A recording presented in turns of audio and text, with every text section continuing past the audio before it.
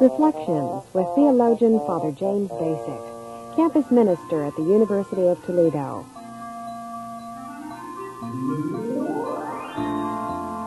For the first time in the history of the world now, we're able to begin to control ourselves, our own destiny, all these millions of years of the existence of the human species, and we've been at the mercy of the fates, and the reproductive process was not understood, and no one could do much about it, and all of that just sort of happened. And now in our own century, we see all of these breakthroughs, and we're on the edge of a vast new era, surely, with all of this. Joining Father Bacik in today's Reflections is Dr. Richard Wright, Associate Professor of Philosophy at the University of Toledo.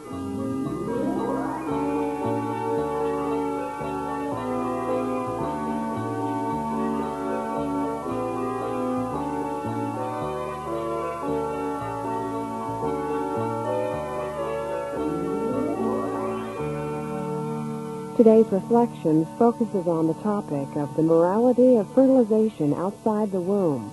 Here's Father Bacik. Richard, I know that you're on a very busy schedule today, and I'm very pleased that you've taken time out to come and speak with me on this program. I thought we could speak a little bit about medical ethics and the specific aspects of that. And I understand that is your field. We've only met quite recently. Why don't you tell me just a little bit about yourself and your background and so on? Okay, well, I teach philosophy at the University of Toledo, and my primary interest in philosophy is medical ethics and applying philosophers' thinking to the clinical situations that nurses and physicians and other healthcare personnel run into on a day-by-day basis as they perform their jobs, trying to bring together the academic philosophy and the practical decisions that healthcare professionals have to make. And those decisions get to be mighty weighty these days, don't they? You and I were at a conference the other day, lasted all day long, talking about in vitro fertilization, which is, I understand it, means the effort to get the female egg and the male sperm together outside of the normal channels, outside of the womb, and in a dish, thus the in vitro word. Vitro, I guess, meaning is Latin for dish, I think, is where they got that. And so they putting the sperm and the egg together there, and then attempting to implant that back in the wife's womb. So we're dealing here, we'll be talking more about that, and I think maybe we could focus in on that particular part of the medical problems here and the ethical questions. They deal with it from a moral viewpoint, and it raises so many questions and has so many ramifications. But perhaps we ought to be clear at the beginning exactly about that procedure. And do you want to comment any more about that, any more technically than I just did? Is that? Well, the procedure is essentially a minor surgical procedure where the egg is removed from the wife's ovary just before it's released in a normal way at the time of ovulation, so that it can then be put into the dish along with the sperm from the husband, so that the cell multiplication and so on can begin. It's a minor surgical procedure, although it has to be done at exactly the right time to have any hope of success. Mm-hmm. And the fact of the matter is that this really has been done. I guess the case of Louise Brown in England is the famous case, the very first baby conceived in this way and brought to term and born and is doing well and healthy and so on. The figure I heard thrown out that maybe there would be as many as 100 of these babies born in this way by the end of this year. Is that the figure that sticks in my mind? understanding is that there are 22 pregnancies now in process. That's just in the United States. Just in the United States, that's correct. Right. And this is also being done extensively in Australia as well as in England and some other places. But 22 just in the United States. And there's one clinic that does this in Norfolk, Virginia. That's right. Where all of these are done in the United States, at least. And they're done under very great supervision, we might point out. They're done only for married couples. I think the wife has to be between 25 and 35 years old. They have to be in a stable marriage and have proven to be in that situation for 2 or 3 years, as I recall it. So there are rather stringent regulations connected with all of this as it's done now in the United States. That's correct. There's a very important regulation that's involved here, and that is that when the sperm and the egg are put together, hopefully for the joining. There's no activity on the part of the technicians or the scientists or the doctors or anybody except putting those things together. There's no genetic manipulation. There's no attempt in any way to influence what happens once these two things are put together. Mm-hmm. That's also very important regulation that governs these activities. Mm-hmm. And it's that we saw pictures of this yesterday at the conference, and it seems such a simple thing in a way, combining the sperm and the egg, and yet fraught with such magnificence in one way, and certainly one of the great technological breakthroughs in our own history and whole human history, I guess. Perhaps, Richard, we can begin to talk a little bit about some of the moral ramifications of all of this, if we've got general facts in line. Do you think that we've said enough about that yourself? In other words, I guess some people would say, well, why is this of any interest? Well, it's of interest because there are a number of couples who want this procedure. I think the figure that sticks in my mind is something around 400,000 women in the United States who cannot conceive in the ordinary way because the fallopian tubes are blocked. That's and correct. So that the egg cannot descend into the womb, and implantation cannot, the fertilization can't occur, and therefore no pregnancy. So that it's a procedure to deal with that. But it's a very a small number of people, but for those people who are deeply concerned and married couples who want children, it has extreme importance. But to the general public, besides being a curiosity, I suppose the interest comes in the fact of what it suggests that can be done. So many other things begin to open up as we start talking about this. There's the questions of whether single people women could bear children in this way. And then it brings up the whole idea of genetic engineering eventually, and whether we're going to be able to determine the sex of babies and the kind of offspring that we produce and so on. And so in that sense, everyone would have an interest in this topic, and not just a curiosity, I would think, but a deeper human interest, because it affects all of us. And so the thing that strikes me about it is that for the first time in the history of the world now, we're able to begin to control ourselves, our own destiny, all these millions of years of the existence of the human species, and we've been at the mercy of the fates, and the reproductive process was not understood, and no one could do much about it, and all of that just sort of happened. And now in our own century we see all of these breakthroughs, and we're on the edge of a vast new era, surely, with all of this. I like the analogy that one of the conference participants made. That is, we're moving along as if we were in a car at night with our headlights on, and we're moving along with our technology, but yet our ability to see ahead is very limited, in the same way that our ability to see ahead while driving at night is limited to the distance that our headlights want to go. And here the car is now moving at an increasingly rapid speed. Right. And sometimes I think people question whether we're even in control of the car, let alone whether we can see where we're going. The analogy to the development of the atomic bomb and so on seems appropriate, in that once we turn people loose, if they have no basic moral direction for themselves, there's no question but what they can do, whatever they will find themselves able to do. So I think the most significant moral question that maybe we could begin with is the immediate one of whether this ought to be done at all, yes, given the fact that we don't know where we're going with it and what we're doing with it, even though it is a relatively straightforward procedure with little surgical risk and so on. Yeah, I think that you are right about that. I want to remember one of the doctors at the conference. I said it was a mix of clergy people and philosophers, theologians, and medical people. And one of the doctors said, well, you can be sure it's going to be done. I mean, the whole thing of the way science and technology moves forward is that people have inquiring minds. They want to make the contribution. They want to satisfy the needs of individuals and so on, and therefore it has a momentum of its own. And so perhaps you are right in saying the first question is, should it be done at all? Maybe we should bring up the arguments here of Paul Ramsey, a moral theologian, who suggests that it indeed shouldn't be done. And I think Ramsey brings up a number of problems. One, he suggests, I think the real thrust of his argument is that the risks are great, that somehow the offspring that we produce won't be cared for, that they perhaps will have genetic disorders or will not be healthy babies and so on. And maybe we ought to just stay with that for a minute. I'll just say what I got out of the conference is that the medical people were saying this simply isn't true, that the babies that have been produced so far have been very healthy. In fact, one doctor at the break was talking to me and saying, actually, there's a better chance that the baby is going to be healthy because of such a careful screening process for the parents that go on, and that the parents, therefore, are usually in good health and so on. So the claim is that there really isn't any great risk. Do you want to add to that? Or? Yeah, I think part of Ramsey's point is that when a medical or scientific person says there isn't a risk, what they're doing is misstating themselves in an important way. That is, when they talk about risk, what they're talking about is percentage risk. Okay? So I know of no physician or scientist in his or her right mind who would say that there is absolutely a zero risk to this. Okay? What they mean when they say that there's no risk is the same sort of thing that a surgeon will tell you when he's saying there's very little risk to you having your appendix removed, while there's a great risk to you in having, say, coronary bypass surgery.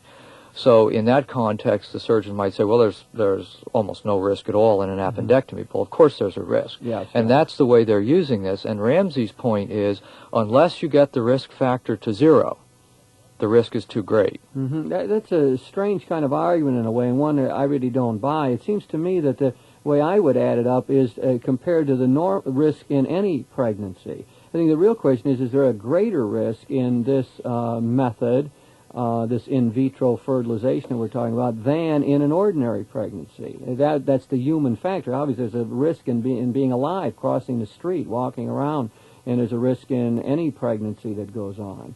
And again, the medical people that I talked to yesterday kept insisting there was no greater risk than we find in the ordinary situation. Right. In fact, some of the literature seems to suggest that there's less of a risk in the in vitro situation because, as you mentioned earlier, the screening of the parents and the way in which the sperm and the egg are joined, it's done intentionally in very specific, very carefully monitored ways, as opposed to the sort of random way in which it's done naturally.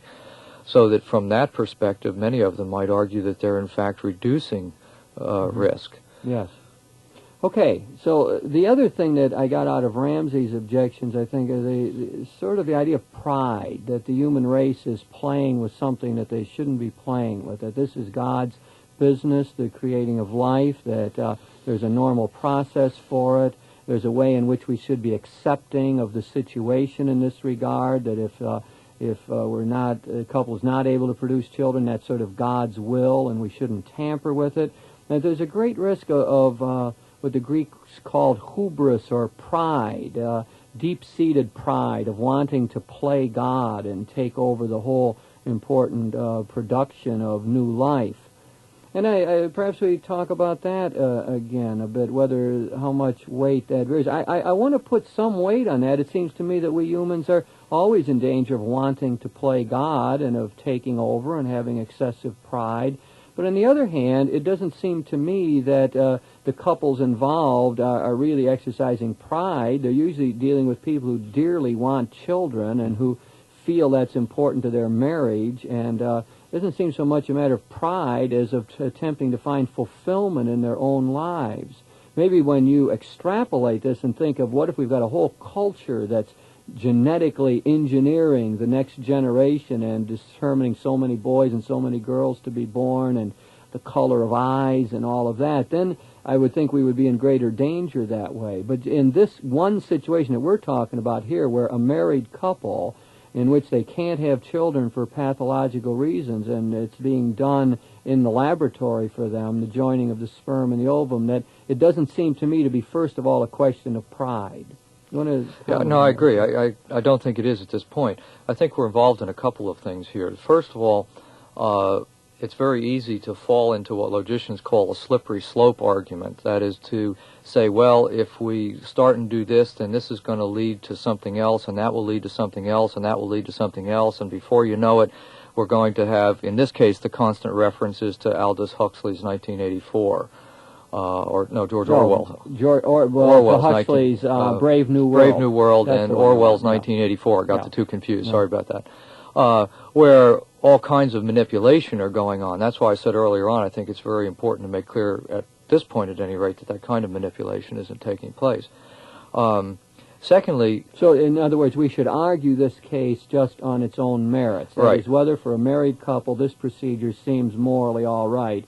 And you're saying not to think so much of the further consequences. I think it's two different questions. Yeah. No, I think it's two different questions, and I think we have to worry about both of them. Yeah. Okay. But separate the questions out. That's right. So, separate the questions, because there's no logical necessary connection between in vitro fertilization for a husband and wife under carefully controlled conditions and in vitro fertilization for the purposes of genetic engineering to create a super race. Yeah. Okay? Right. There's no necessary connection. But the fact of the matter is that technology will take us that way. Once the scientists are able to do this, as a matter of fact, we're going to wake up some years down the line with that capability. And somebody else is going to be sitting on a program talking about the actual ethics of producing so many women as opposed to so many men, and tall people, short people, or something like that.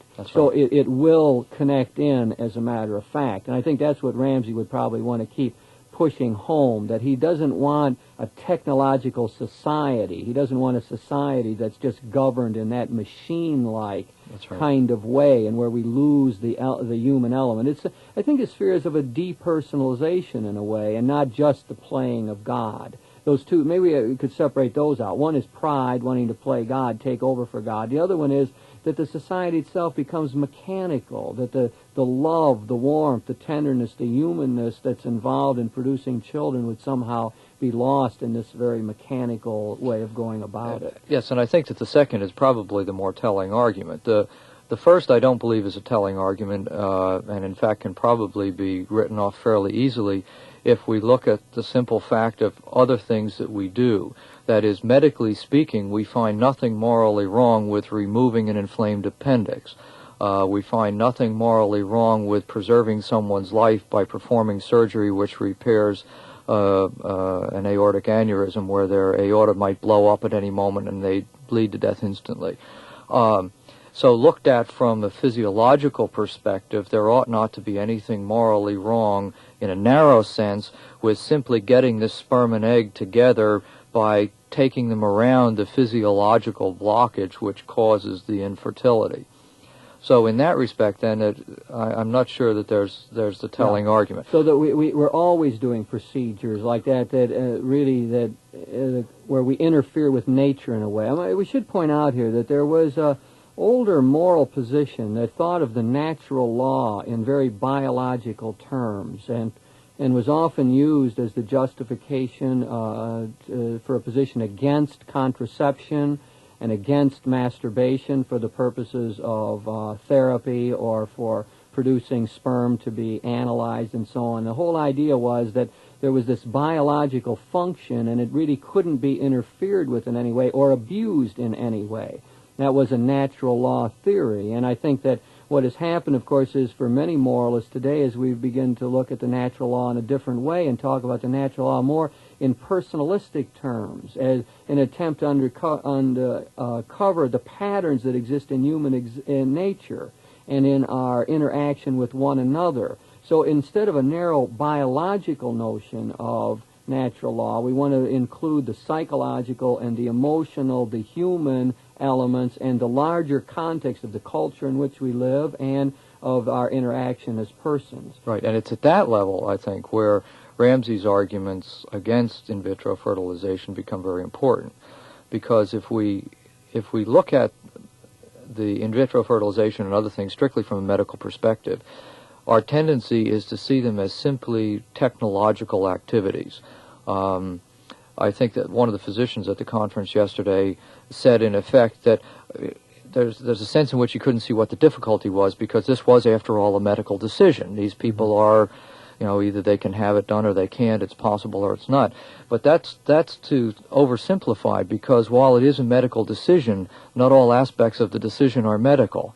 So we have to distinguish between the aspects of the decision which are medically technical, that is this woman truly infertile, are her tubes clearly blocked, those kinds of things, and distinguish that then from the next question which arises, given all the technical possibilities, that is, we go through all the criteria and we find, yes, this couple meets all the criteria, the question still remains whether they ought to have the procedure done, and that ought is not a medical question. That's where the ethical question right, comes and the in. couple is faced with that, but so is the physician in a way. In fact, so is the whole community. In other words, we're really forced to think through these questions, and that's why it's important for people in general to be aware of this kind of problem. We're talking about in vitro fertilization, the fertilization of the female egg outside of the womb and then implanting it in the womb and where the wife carries it normally. Now, the question is, is this a good kind of procedure? Now, we've been talking about Ramsey's objections to it, and we've seen a number of them.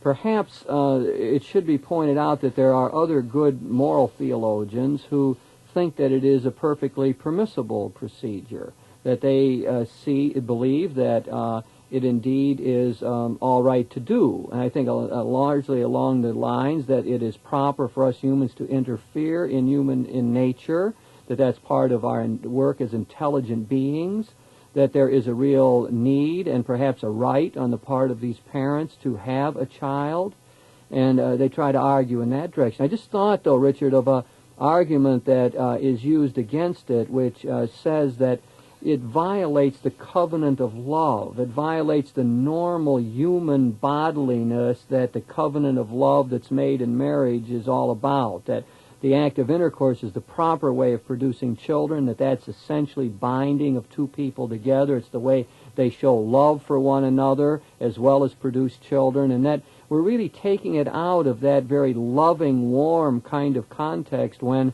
we allow this kind of fertilization in a dish outside of the womb. You used a phrase the other day that I liked in that it was simply another environment in which the sperm and the egg could come together, but it didn't say anything about the love that might be there ahead of time. The couple could be very loving and really be quite close together in this whole process. Well, I think part of the problem stems from our contemporary misunderstanding of love.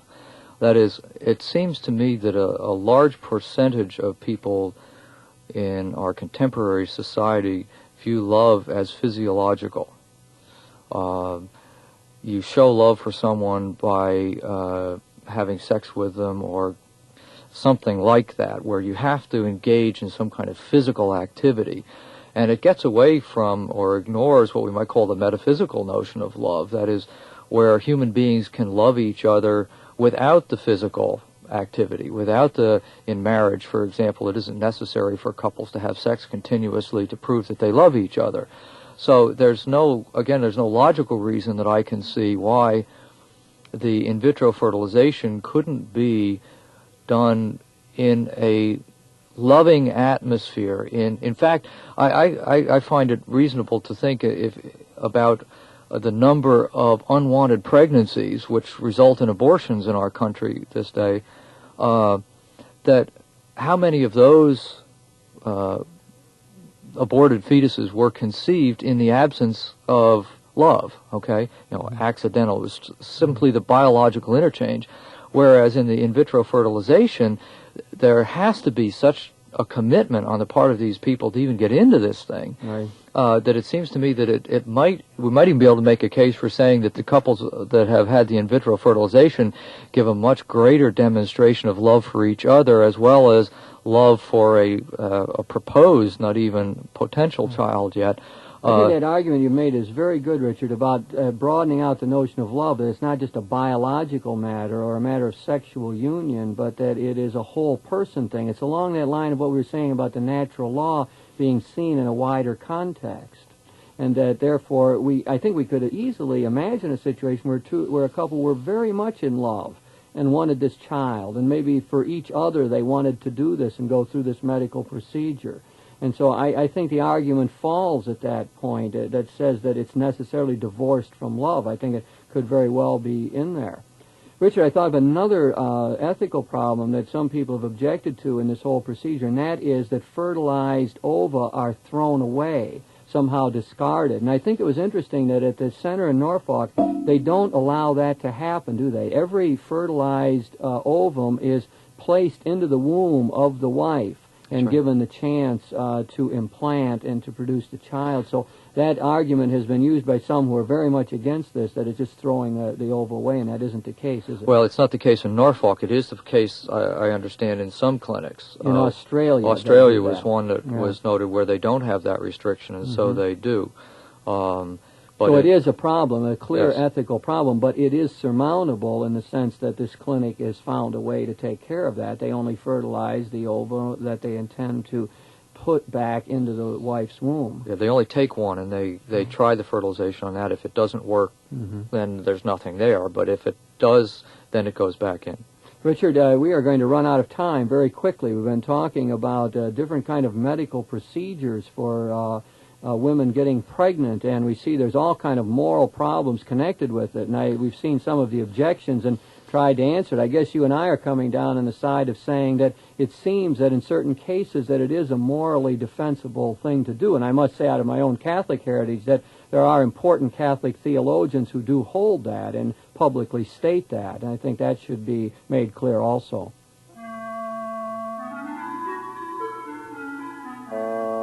You've been listening to Reflections with your host, theologian Father James Bacik, campus minister at the University of Toledo.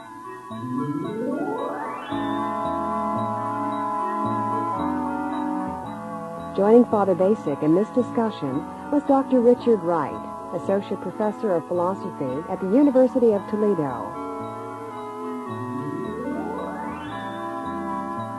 The topic of this week's Reflections was the morality of fertilization outside the womb.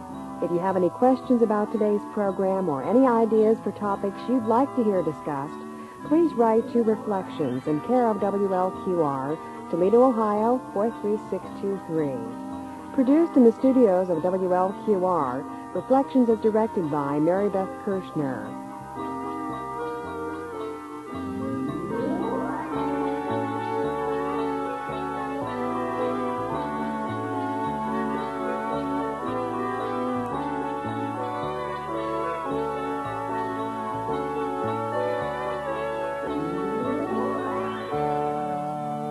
Reflections is brought to you by the Genesis Radio Network.